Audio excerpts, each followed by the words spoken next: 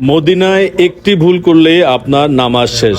এই কথাটা কেন বলছি একটু খেয়াল করে দেখেন। এই যে আমি আঙ্গুলের ইশারায় দেখাচ্ছি, এটা হচ্ছে যে সাল্লাল্লাহু আলাইহি সাল্লামের রওজা মোবারকে যাওয়ার রাস্তা।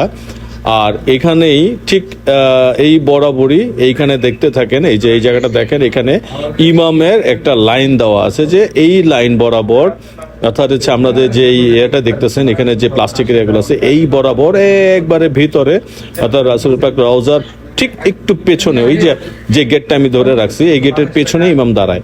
সো অনেকেই দেখা যায় যে এই লাইনের সামনে গিয়ে নামাজের সময়, জামাতের সময় অনেক ক্ষেত্রে চলে যায়। এই যে টাইলসগুলো দেখা যাচ্ছে, এই টাইলসগুলোতে খেয়াল করে অনেকে চলে যায় সামনে।